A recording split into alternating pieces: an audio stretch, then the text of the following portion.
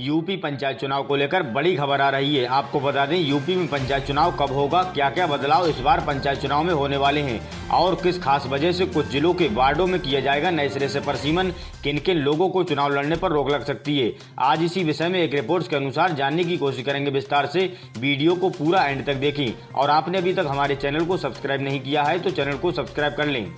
आपको बता दें, यूपी में पंचायत चुनाव की तैयारियां जोरों पर चल रही हैं। वोटर लिस्ट बनने का काम जोरों पर है। इसका पूरा होने के बाद ही चुनाव की तारीखों का भी ऐलान कर दिया जाएगा।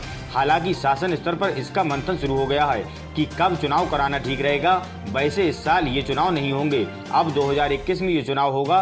बताया जा रहा है कि फरवरी 2021 में ये चुनाव हो सकते हैं। इसी के हिसाब से तैयारी चल रही है। वैसे कई जिलों में कुछ ग्राम पंचायतों के नगर निगम या नगर पंचायतों में शामिल करने से जिला पंचायत एवं क्षेत्र पंचायत के वार्ड की सीमा प्रभावित हुई है। इसी कारण यहाँ नए सिरे से परिसीमन कराना पड़ रहा है। इसके लिए शासन की ओर से सभी संबंधित जिलों को आदेश जारी कर दिया गया है। गोरखपुर जिले के 46 ग्राम पंचायतों में ये काम होना है। यहाँ पर नगर निगम के सीमा विस्तार के तहत 31 गांव निगम की सीमा में शामिल किए गए हैं। इसी तरह अलग अलग नगर पंचायतों में 15 गांव शामिल किए गए हैं। इसी तरह 46 ग्राम पंचायतें ऐसी हैं जो पंचायती राज विभाग का हिस्सा नहीं रह गई हैं। 30 सितंबर को ये विभाग से अलग हो चुकी हैं। इसीलिए इस बार इन ग्राम पंचायतों में प्रधान का चुनाव नहीं होगा।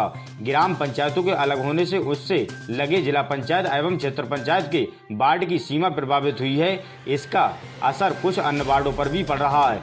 इनकी सीमा को नए सिरे से निर्धारित करने के लिए परिसीमन किया जाएगा। चलिए जानते हैं यूपी पंचायत चुनाव के बदलावों के बारे में। आपको बता दें, कोरोना संक्रमण के चलते नवंबर दिसंबर में होने वाले त्रिस्तरीय पंचायत चुनाव समय पर नहीं हो पाएंगे। चुनाव फरवरी में हो सकते हैं। इस बार चुनाव लड़ने का सपना देख रहे मौजूदा प्रधान, बीडीसी और जिला पंचायत सदस्यों में से 80% का सपना केवल सपना ही रह जाएगा, क्योंकि इनमें से 80% लोगों ने चुनाव आयोग के नियमों और दिशा निर्देशों का पालन नहीं किया है। चुनाव के समय आयोग की ओर से चुनाव में होने वाले खर्च का ब्यौरा जमा करने के निर्देश दिए गए थे। साथ ही चुनाव में हुए खर्च का ब्यौरा नहीं देने वाले लोगों को चुनाव लड़ने के लिए आयोग घोषित होने की हिदायत भी दी गई थी। ऐसे में चुनाव में जीतने और हारने वाले लगभग 80% लोगों ने इसका पालन नहीं किया है। अब आने वाले चुनाव में नामांकन के समय ये देखा जाएगा कि किसने ब्यौरा दिया है और किसने नहीं दिया है। जिन लोगों ने ब्यौरा नहीं दिया है उन्हें चुनाव लड़ने के लिए आयोग माना जाएगा। वहीं इसी बीच एक और बड़ी खबर आ रही है कि यूपी पंचायत चुनाव में सरकार आने वाले पंचायत चुनाव में न्यूनतम शैक्षणिक योग्यता तय करने की तैयारी है। यूपी सरकार ग्राम पंचायत चुनाव में महिला और आरक्षित वर्ग के लिए न्यूनतम 8वीं पास शैक्षणिक योग्यता तय कर सकती है। और वहीं प्रधानी लड़ने वालों के लिए 50,000 रुपये सब्सिडी जमा करना पड़ेगा।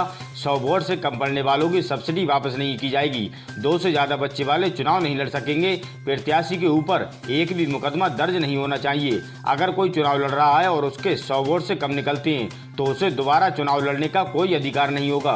उम्मीद करते हैं दोस्तों वीडियो आपको पसंद आई होगी। ऐसी ही ताज़ा तरीन खबरों के लिए चैनल को सब्सक्राइब